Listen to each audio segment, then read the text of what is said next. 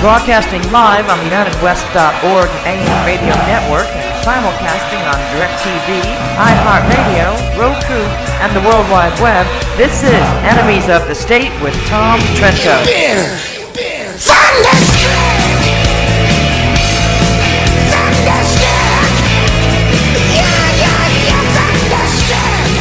Little housekeeping here, cleaning up my little workspace, making sure everything is nice and in order. Hello, everybody. Are you interested in what my little workspace looks like? Not today. Little desk right here. And how come nobody can see? How come nobody can see my stuff on my desk? Because I moved it a little. You moved it. All right, we have to go to something else, and then we'll see if we can move my stuff back up. But this will be even more interesting. I have these, my reading glasses, right here, used for reading? For reading. Wow. Which I do a lot of. That's how we know everything we know. And yes, we are the smartest person in the room whenever nobody else is in the room. No, we're pretty smart here at the United West. We work hard, except for Mark Campbell, J. Mark Campbell. Who? Yeah, how quickly we forget, huh? Second week of vacation. And thing is running seamlessly smooth. I wouldn't go that far, man. Wonderfully wonderful. But you do seem to be taking an extraordinary amount of small little pills during the show. You okay back there? Not really. I'm having some issues. Okay, that's good. No problem. We're cool. What was that noise? It's a good question. I hear doors opening. Me too. I'll text you. I'm on the show. Somebody walked into the studio that wants something. I will text you in a little bit. Live television, Tom Trento, 4:07 on Thursday. It's May 28th already. June, July, 31-3. 4 days.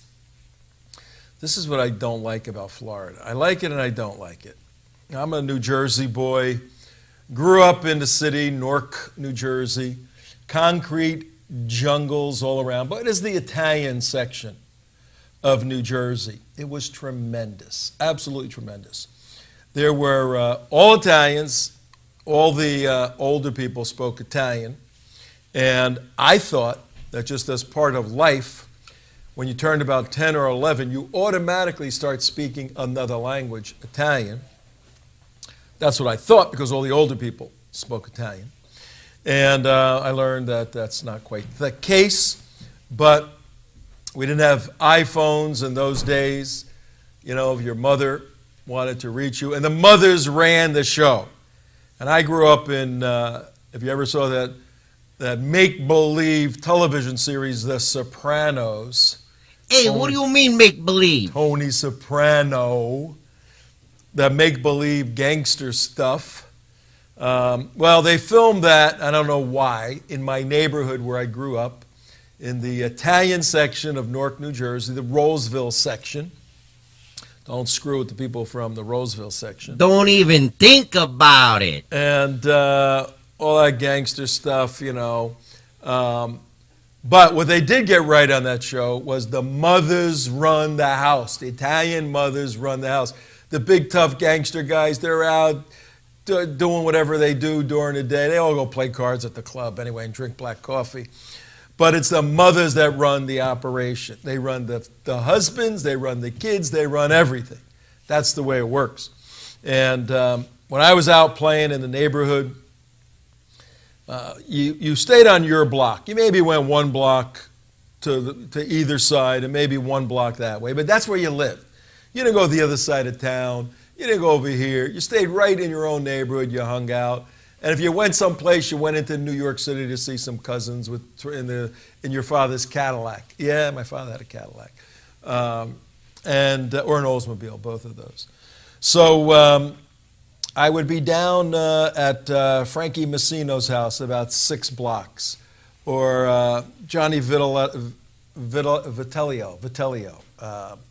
or Alan Siriaco. These are real people. They're gonna go, what do you see? What's Trento put me on the air for? or Nunziato, or Zacalillo. Everybody's name ended in a what? A vowel. Ended in a You vowel. gotta end in a vowel. Lardiere, Trento, Apollonia, Manetti, all these different names. So if I'm down, say, by Frankie Messino's house, and my mother wanted me, how do you think, Damon, how do you think my mother reached me? I'm maybe 200 yards away, right? 10 houses, 20 houses, whatever. How do you think she reached me? How did she reach you? Well, I'm assuming this predates the cell phone. Before cell phones, before beepers. I was going to say it predates the beeper. Now, is this for dinner time or is this just for any time? Generic. Usually dinner time, because you're all, 5 o'clock, we had to all be around the table. We all ate at 5 o'clock, and ton of food, macaroni. Forget about it. And the salad was always last. It wasn't because that's how the Europeans do it. It's meant to wash down the other stuff. We had all that stuff. Then we had the salad at the end. That's better anyway. This way, if you get full, all you're missing is salad, and you already had the good stuff. We all had to be around the table, and my mother worked. She got up very early in the morning. This is why I still get up early in the morning. You get up at night, Tom. Yeah, well, I get up early because 4 o'clock in the morning, she'd be banging pots and pans and cooking, for at night and all of this. And I would get up. We were in a little house.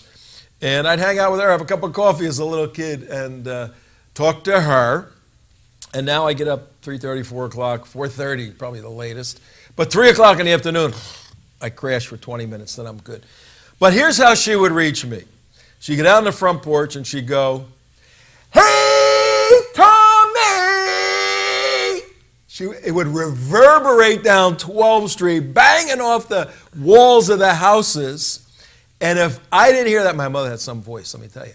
Tough lady. If I didn't hear that, Mrs. Siriaco would hear it, and then she'd yell, "Hey, Tommy!" Yeah, but Tommy, here's the problem. How many freaking Tommies are running around that neighborhood? No. It was the way it was said and look, if there were two Tommies, there was always, what Italian people were great at. Nicknames. But what they would do is find your worst feature, some disability you had, like if you had a little limp. "Oh, Limpy, what's up?" Or somehow if you got your ear cut off in a grinder somehow. "Hey, one ear. Where's one ear?" I mean, there was this poor guy that had one of those birthmarks. Birthmarks, the red birthmarks. Wine face. He was wine face. We all knew him as wine face. And but it wasn't. None of that was meant to jar. If kids were treated like that today, there would be criminal charges. Oh, I know.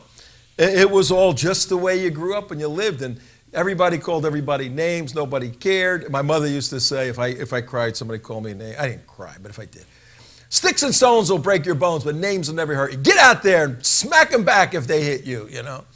So it was a great life. It was a great life growing up. Then Newark was about to explode, and we moved down the shore to A.T., was you there for the riots? Yeah, the riots of Newark. Well, a little before my time. I was a little kid. Oh, you didn't have to throw no one a beating? No.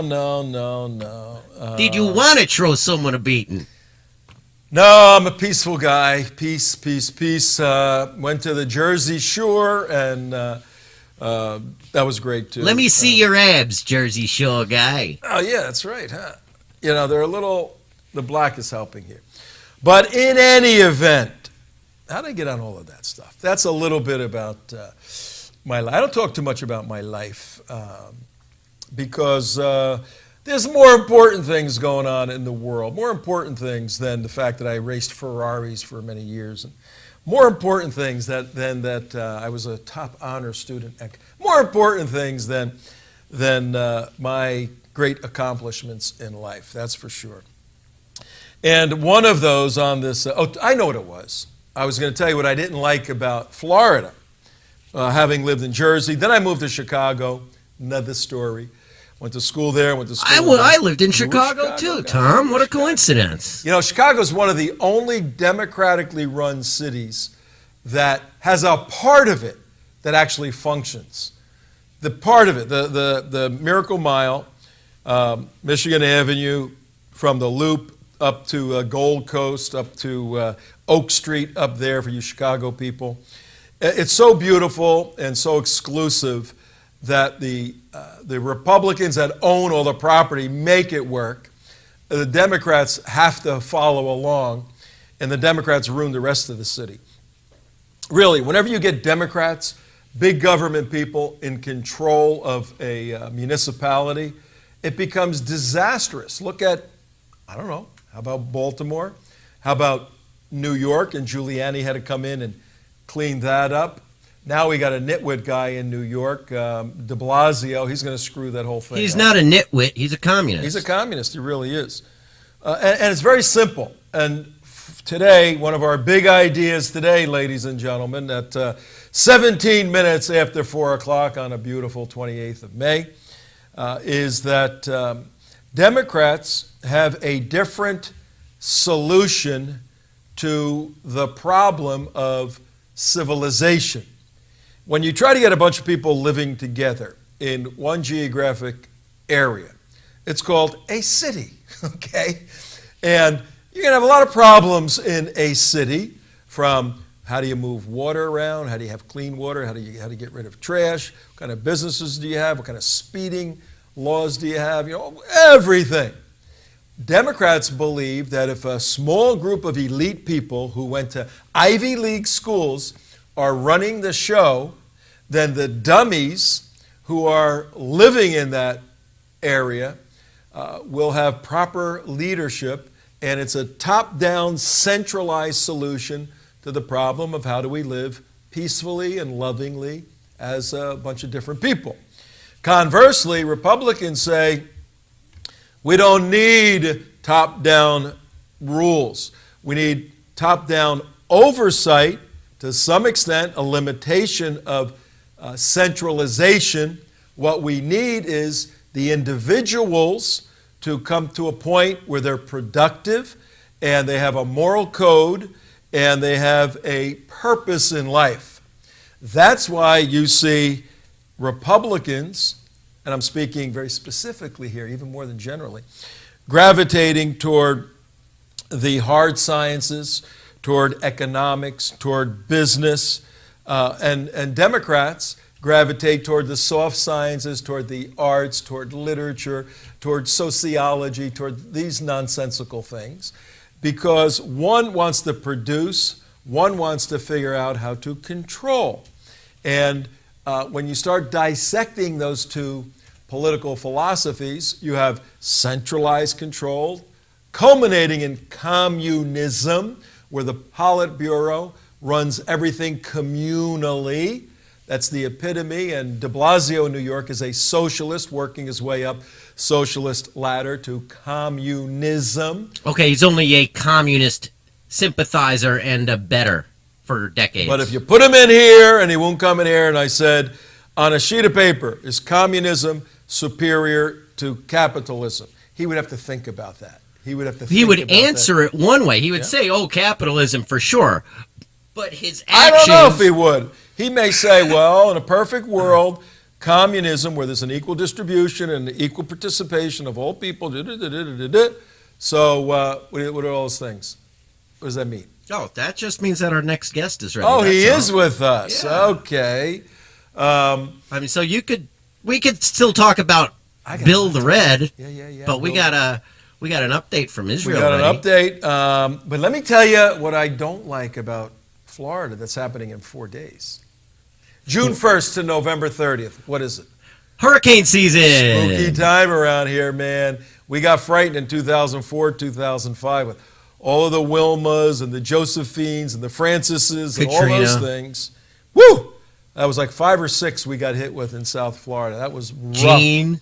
I get a little gun shy when June 1st comes. I go, okay.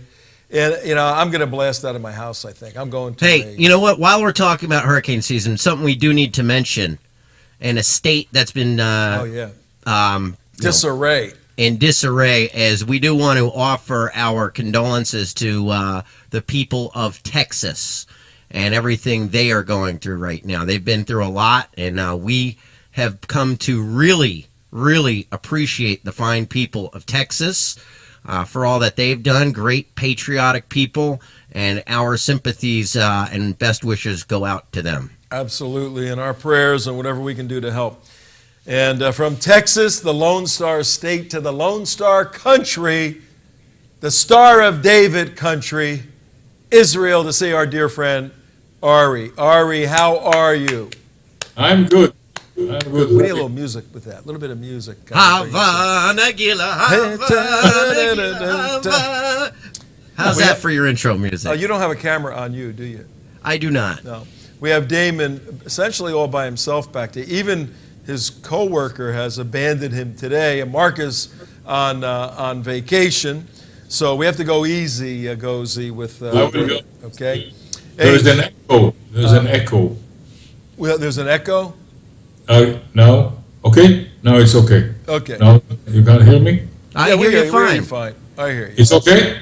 You're good. It's your Okay. reverberating voice. Yeah, just the other day, I have on my phone right here. Let's see where it is. I'm looking at 22. Red alert. Yeah, 22 minutes after the hour. Red alert right here. And Red alert was alerting me the other day. What's going on in Israel, and what are the Hamas doing there, Arie? Well, last night, as you know from your red alert system, the Hamas launched a missile into Israel near Ashdod, which is something like 10 miles south from where I live. Again, the Hamas claimed that it's not him. This is one of the small organization in Gaza. I don't get this explanation. The Hamas immediately called Cairo and asked Cairo to call Jerusalem and to convince Jerusalem that it wasn't them, but the Israeli Air Force, a few hours later, attacked some targets of jihadi Islam in the Gaza Strip. This is a game that has been going on since Protective Edge last summer, and from time to time the Hamas, which is controlling the Gaza Strip completely, nothing moves without the consent of the Hamas in Gaza. So all the stories about a small organization that doesn't obey Hamas orders is a word that is not allowed to say on your program. I don't buy this. Yes. So the Israeli Air Force bombed a few targets, and that's it.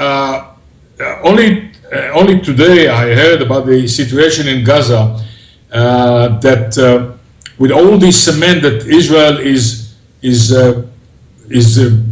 allowing to get into Gaza, not a single house was fixed since the Protective Edge operation of last summer.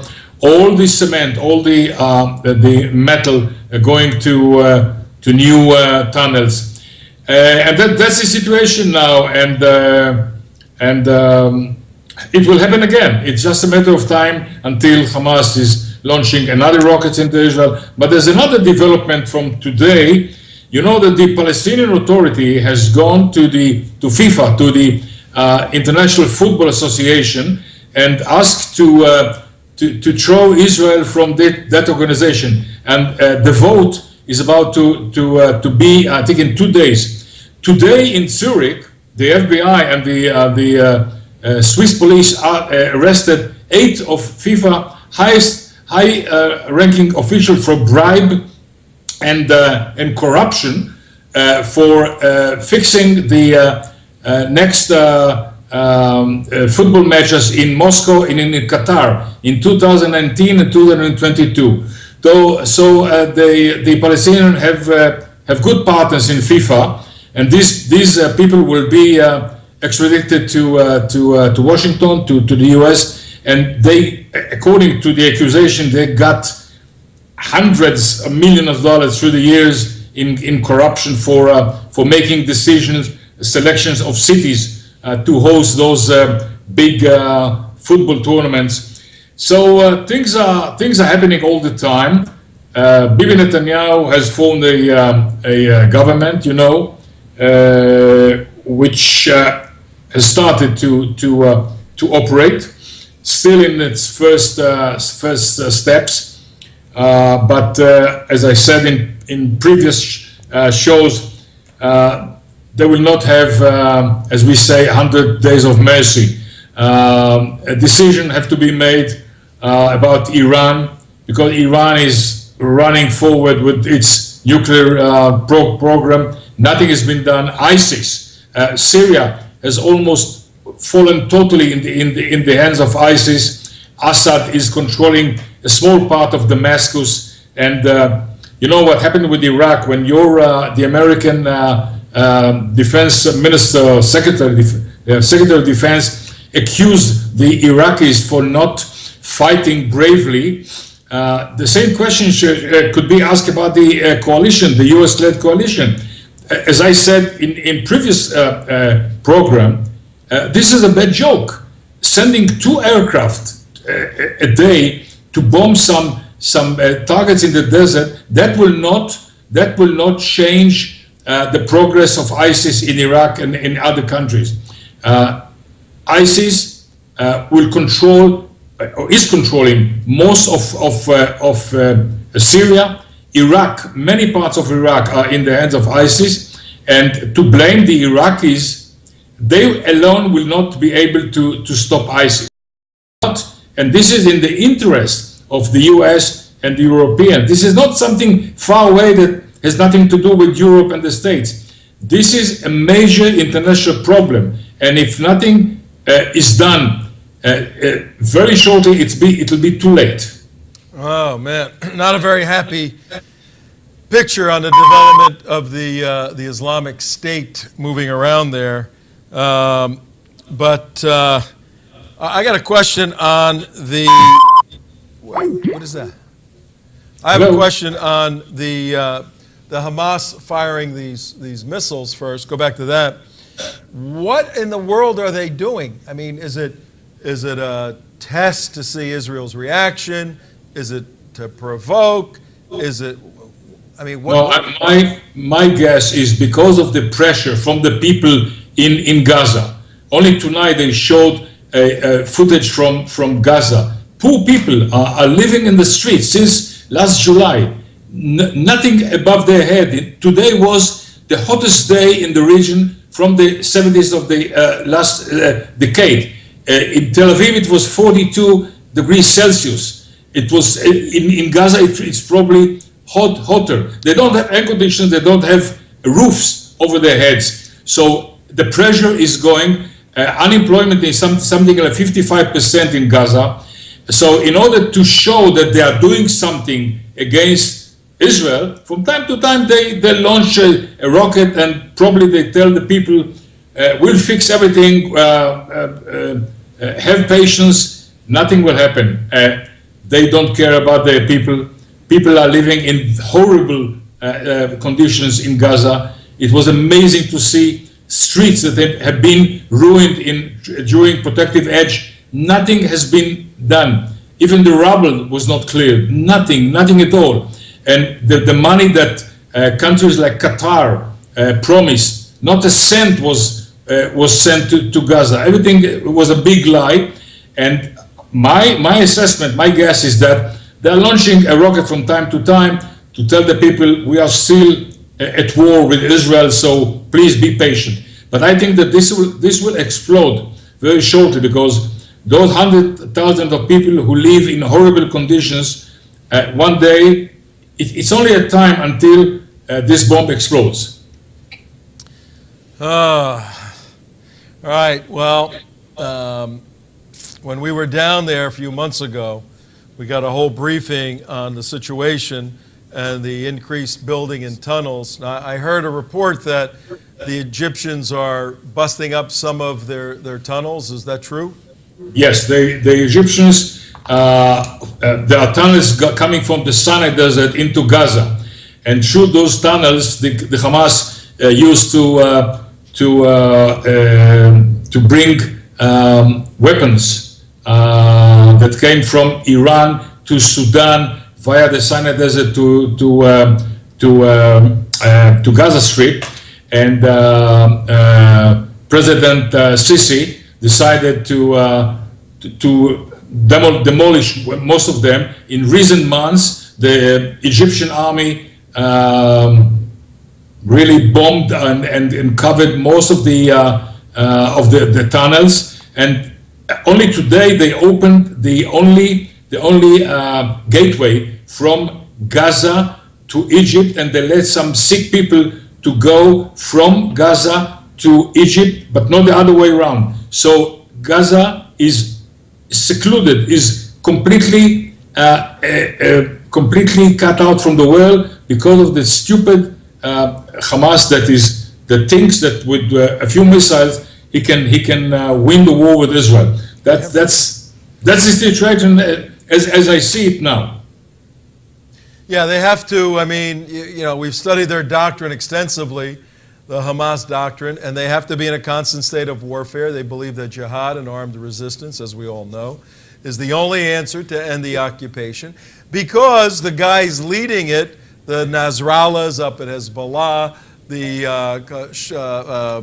Khalid Mashal, Abu Marzouk, all these guys are billionaires. They're funneling billions of dollars with this industry of fighting Israel, because they get donations from all over the world to help the poor people, including you, American taxpayer, especially you, American they live taxpayer. in luxury hotels in Qatar with food which are fully air conditioned, but the people in Gaza are under the sun, and during the night under the rain, when it rained a few months ago, poor people, and not even a cent was reached the place that they were meant to get to in Gaza. And as it is now, nothing will change in Gaza for the next years. It's a completely ruined. Major parts of Gaza are totally ruined and will stay this way for many years to come, because they don't have the money, they don't have the will to even start the work of rebuilding the city. And for our audience, our viewers and listeners, at 33 minutes after the hour, we have Arie Egozie, our expert on the ground in Israel, giving us an update on the recent missiles being fired out of Gaza, 3 miles by 22 miles, the Gaza Strip, 1.3, 1.4, 1.5 million people. And the Gulf states, Saudi Arabia, approach Israel for national security help against the Islamic State, against Iran. Do you think, and this is a question for all the folks out there, the Students for Justice in Palestine, and all the nonsensical anti-Semitic groups who believe that Israel is holding, the Gazans down, does anyone truly believe that if Saudi Arabia led a coalition of the Gulf states, all the oil-rich, saturated, flowing, rich oil states, all came to Jerusalem and sat down with, that would be an interesting picture, sat down with Netanyahu and said, we want to go into Gaza and rebuild Gaza with our oil money and have jobs and work and fight terrorism in there and build this into the beautiful shore community that it could be. You don't think Israel would say, okay, let's talk about this. Let's figure out how you guys could actually help them with your money. But no, nobody wants to go into Gaza and help them, because then the narrative, the story about Israel, the oppressor, doesn't work anymore. Then you can't raise money anymore because Israel's not the oppressor. See? How's Marzouk supposed to keep getting hundreds of millions of dollars a year if the Palestinian people aren't suffering? If they don't have a problem, yeah, Yeah, there was a story last week which I could not get from other sources in Israel, that Saudi Arabia is trying to buy a nuclear bomb from Pakistan. That shows how scared the Saudis are from Iran, and they know that one day Iran will try to take over all their oil fields, and the situation in the Gulf is very, very fragile. And I think that what you just said, if they have brains, they should come and cooperate with Israel on Gaza and not on other issues, because the enemy is Iran and ISIS and not Israel. But maybe it will happen one day. Today, I don't see it happening. I don't see it either. I don't see it either. You have too many. Look, Islam is dysfunctional. The system is dysfunctional. The two groups, the Shia, the Sunni, cannot ever get along. They're never going to get along. They hate each other. They're both apostates. How are we in the West, Christians, Jews, anybody, supposed to have an appeal for the religion of peace as a religion, let alone as a political system, when all you see wherever Islam goes is death and destruction, discord, and insanity all over the place? I had Anjem Chowdhury on the other day, Ari. We had him on a week ago, and he keeps inviting me to convert to Islam. And I asked him, I said, okay, Anjem, let's say Tom Trento, Christian, I want to convert to Islam. I do the Shahada. I believe it. And now I want to go to the best Muslim country on earth. I said, there's 56 of them. Which is the best Muslim country on earth for me to go as a new Muslim and start my new Islamic life? Guess what country he said? What? Take a guess. Israel, Jordan? He said Syria. Syria? Syria. Why do you sound so surprised, Egozie? It is that- the why Islamic Syria? State. Well, that's what we said. Syria, he Syria. said, Syria is where the perfect Salafist, the perfect life of Muhammad is being lived out now by the Islamic State. This is the perfect, and you got to go through these struggles, but this is the Khilafat being put together where there be justice and no oppression and beauty and love. And this is it. This is the best Islamic state in the world right now. Takbir! Amazing. Another story. Israel is being accused for atrocities and things. Only 2 days ago, another 4 Syrian wounded people came to the IDF Israeli Army Hospital in the Golan Heights. Very seriously wounded people.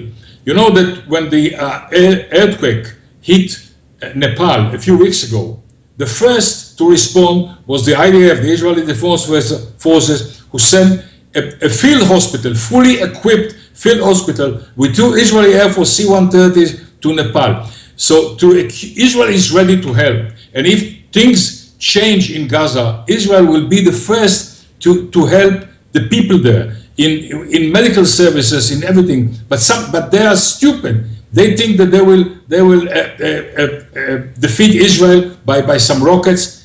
Maybe one day a more normal leader will come to Gaza or to other places and say, hey, it's about time to talk. I don't see it happening in the near future. I don't either. We could pray for it, but you have to be a lot of changes for that to happen. Ari, we're going to let you go. You stay safe out there. Anything happens, give us a call, and we'll go on the air immediately, okay? Thank you very much, guys. Hey, Bye-bye. I do have one other thing. Yeah. Our buddy Arie, we were exchanging a couple of emails. When you see him, tell him I said hello, and we'll get together next time I'm out there. Yes, I know. Yes, I saw your email, and I'll say hello from you to him. Great, Yeah. thank you. He likes you very much. I like him too. I know. I appreciate the time you guys hosted me there and showed me around. We'll see you shortly. Take care. Thank you very much, Tom. Bye-bye. Shalom. Bye, shalom. Yeah, when I went out there in November, when our trip was canceled because of Operation Protective Edge, or for those of you just joining at 40 minutes after 4 on May 28th, Thursday, WSBR in Boca Raton. If you're driving in North Miami all the way up to Palm Beach and you're in your car or in your home or you're on the beach, you're listening to the radio, 740 on the dial, the left side of the dial, the AM band.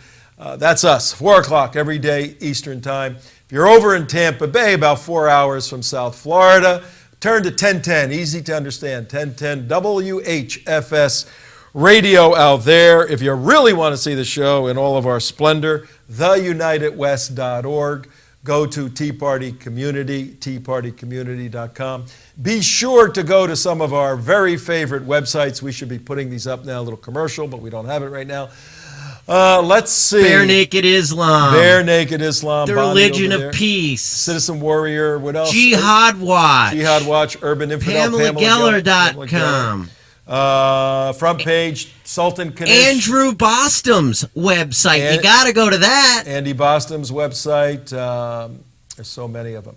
So many. So I'll many. tell you what. You could read about jihadi attacks around the world all day long. All day.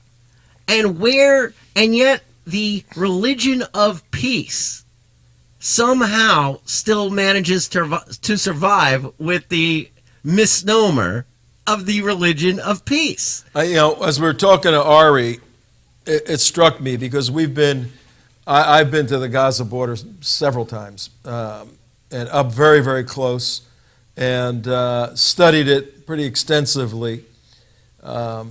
People are people. If you're Sharia compliant and if you really want to live the Salafist life, the Anjem Chowdhury life, the Salafists are an element of Islam. They're not a sect. They're the true believers. They're the ones that say, we've got to return to the exact way of the Sunnah, the exact stories that we hear about the Prophet Muhammad. Exactly what he did, we've got to emulate, copy his exact life. That's the Salafist view. That's what the Islamic State is doing now on the warring side. And if you're in Gaza, you're one of the 1.5 million there, and you're really hardcore on using the sword for domination, then there's no hope for you. There is no hope. There's no hope in paradise because you're wrong on that. There's no hope for you in this life. But if you're a normal human being and you're living in an absolutely phenomenally beautiful part of the world, the Gaza Strip, you've been there, Damon. You saw how beautiful it is. It's right on the ocean and could look like Tel Aviv. And if tomorrow, this is how critical leadership is. If tomorrow a new leader came in and said, out with the Hamas, whoever said that's going to get killed, but let's say he survived being assassinated, and the Hamas is out, and he said, we're going to become a capitalistic society that works with Israel, and we're going to invite the Gulf states to come in. Instead of continually giving us money through the UN that gets stolen by, and you name 50 people, we're going to ask the Gulf states to come in and help build, and we're going to ask for private investment. Builders can come in, and we're going to put police forces together. We're going to do what every city does that reorganizes. 1.5 million is, New York was 8 million people and had to get reorganized from horrible democratic rule. Look at Dresden, that was bombed to the ground. Look at Hiroshima. Look at Tokyo. I mean, these cities can come back infinitely larger than the Gaza Strip. It's a mindset of the people there. They say, we want to build a nice home, and we want to build a nice shop, a tire shop, where we can fix tires on cars and earn a good living and enjoy our families. We want to stop hating and killing Jews and having Nakbas and throwing stones at every guy that wears an IDF uniform. And this is all nonsensical. We're like little ants against a giant elephant. Nobody really cares about this. Let's try to become productive human beings, and then they won't cage us in anymore. Right now, they got to cage us in because we're acting like animals. Let's act like human beings. Can you imagine the investment money that would go into the Gaza Strip? Now, it wouldn't happen overnight. It looks like listen, it is on the Mediterranean. It is the southern part of Israel, so it is warm most of the time.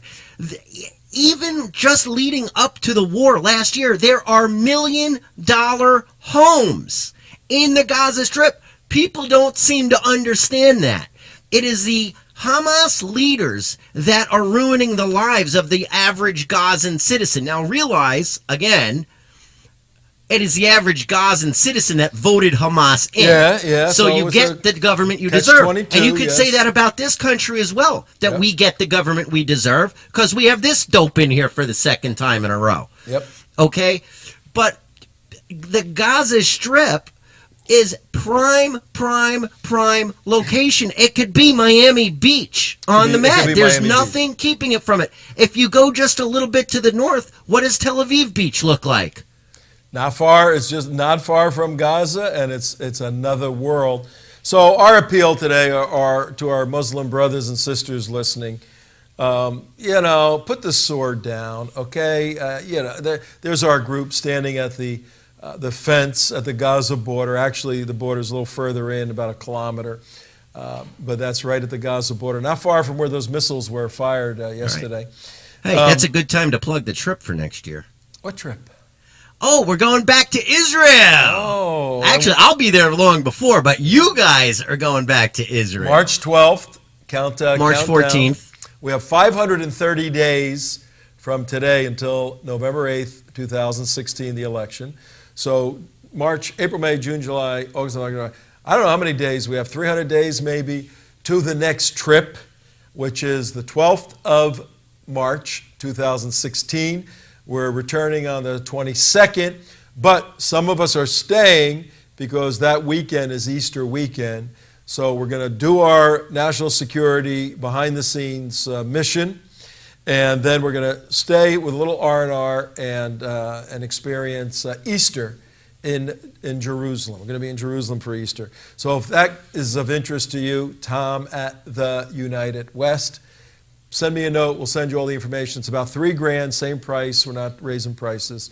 We don't make any money on it. These things cost us money, actually, but we're so committed to it. $3,000 plus your travel. You can get friends to give you points to help you get over there. $3,000 for a trip of a lifetime. Ask any of the people that came with us, and they will just tell you. And we'll have them on doing their testimonials. But to my brothers and sisters in Islam, put the sword down. I mean, you want to be big heroes and run around and kill people, kill Jews, all of that. To what end? The world is, believe it or not, more civilized than that. The Islamic State is proving that there's a tipping point where people go, this is just atrocious. But this is what the Sunnah calls for. This is what your prophet has done, to chop people's heads off, to strike fear in the hearts of others. Yeah, when there was no iPhones, iPads, telecommunications, television.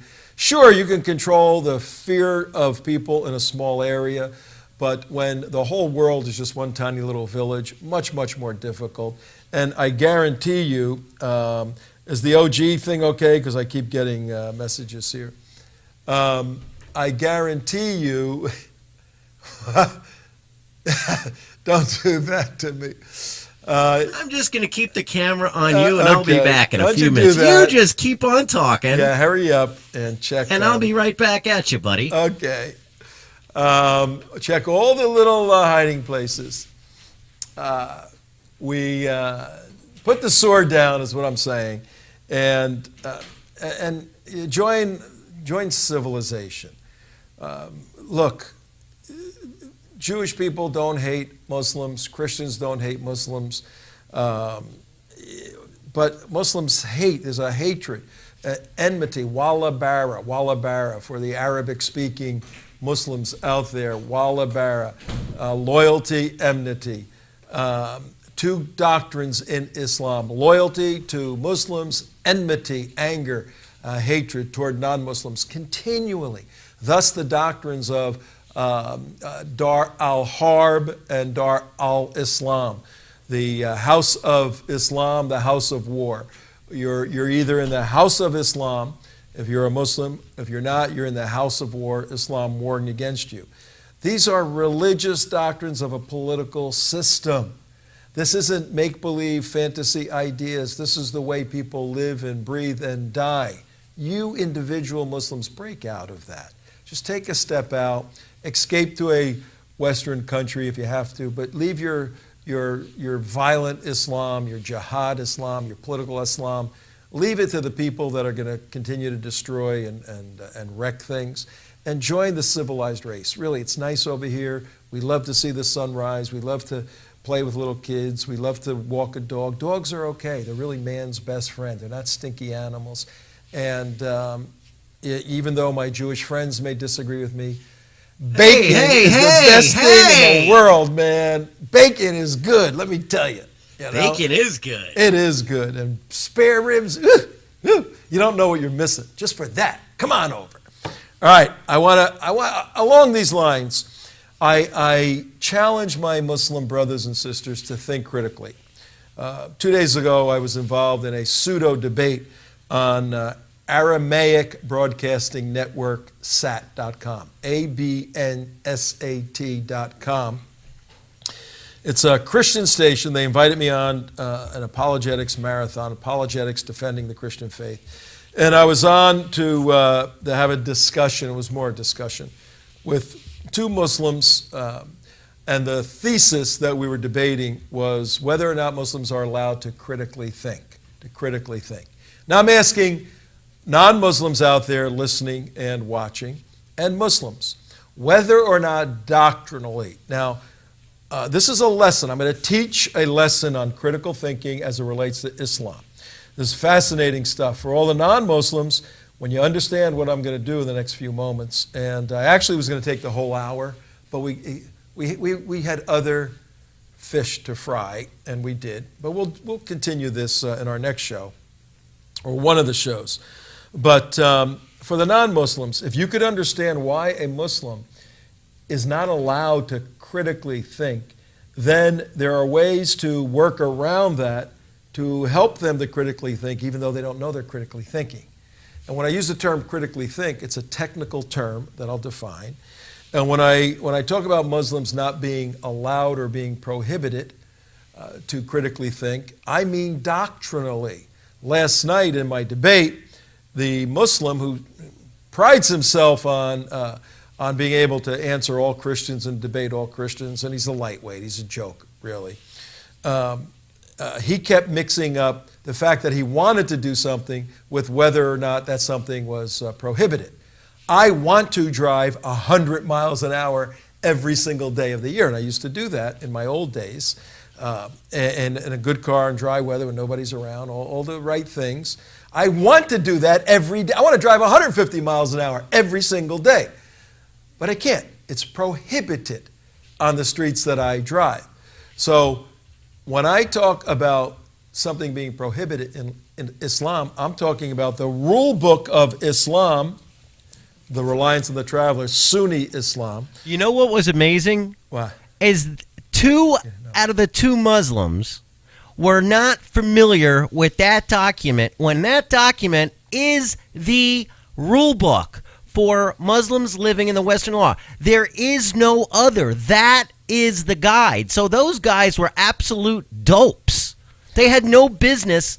Listen, they had absolutely no business trying to debate a guy with a theology degree like you. That was a joke. It was unfair, but the sad part, it perplexed me.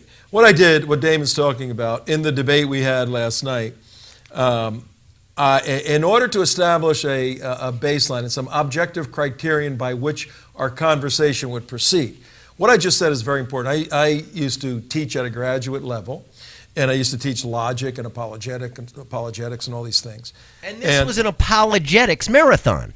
Yeah, and I wrote my master's thesis on aletheia, Greek term for truth.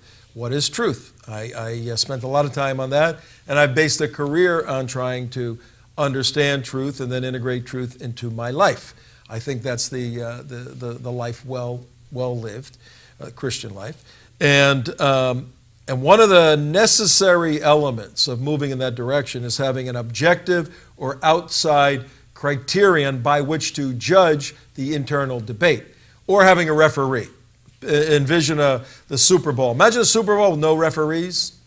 That would be a madhouse. Well, this book for Islam is the referee. This book tells you how to wipe your butt when you go poo-poo. Literally. Literally, it tells you how to do that.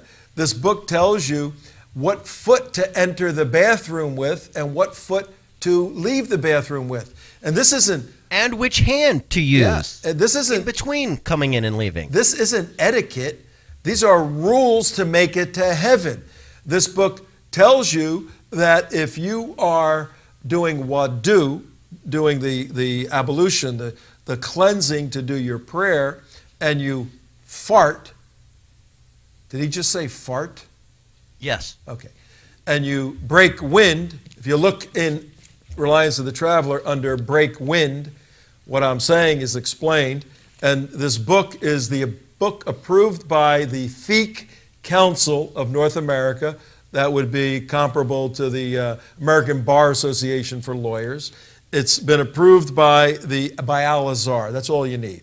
Al-Azhar literally has 1 million students worldwide. It's one of the oldest universities in the world. And Al-Azhar has put its stamp of approval that this book is indeed the rule book for Islam. And if you look up breaking wind, it says if you break wind while you're going through your ritual to do prayer, how many times a day, Damon? 5, Tom. How many times do Jews are they supposed to pray? Is that 3 or 4, Tom? 3. Morning, noon, and night. And Islam followed Judaism, so they had to beat them. So what did they do? 5, Tom.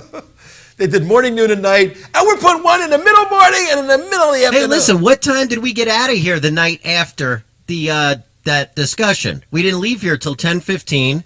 I live a good 35 minutes south of here. I passed by the Islamic Center of and the parking lot was half full at 11 o'clock at night. For what? You tell me. Yeah, who knows? And there we have the Dome of the Rock right here, this little Dome of the Rock. The point I'm making right now is that if you're a Muslim, you're listening to my voice or watching the show, and you want to make it to paradise, unlike the gentleman Osama Abdullah. Or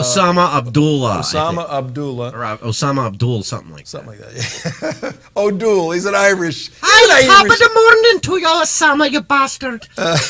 Unlike Osama, who said that you could make it into paradise on Allah's grace, which was completely wrong.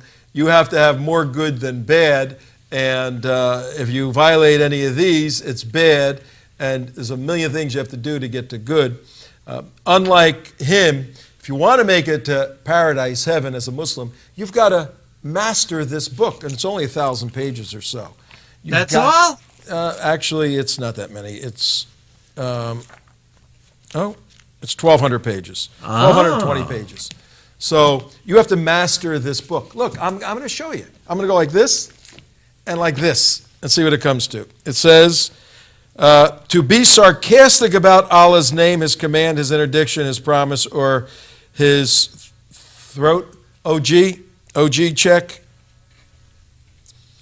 Acts that entail leaving Islam. Good. Among the things that entail apostasy from Islam are to prostrate to an idol, to commit an unbelief even in the future, to speak words that imply unbelief, such as Allah is a third of 3 or I am Allah, to revile Allah or His messenger, to deny the existence of Allah. This is perfect. I just did this coincidentally. This is exactly what I wanted to talk about. The fact that critical thinking does not allow you to question the existence of Allah. And I'm getting goosebumps. You absolutely cannot question Allah or His Prophet Muhammad. Well, peace be upon him. My point is that you are out of Islam if you question the existence of Allah.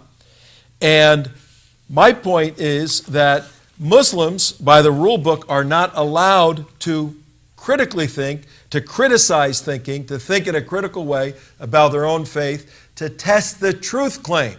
The trick to religions or anything, anybody can make a claim. And some people will say that's a true claim, like today is Wednesday. Is that true or false? Well, depends who you ask. You have to test it. And when you make a claim, unless you follow Allah and Muhammad, you're going to spend eternity in hell. I want to test that claim. And to test it, you have to critically analyze it. Muslims are not allowed to critically analyze it because if they did, they would leave Islam because it's incoherent and it doesn't make sense. Thus, the challenge to Muslims to use their critical thinking skills. And we'll pick up more on this. Got to leave you for now, folks. Thanks for tuning in.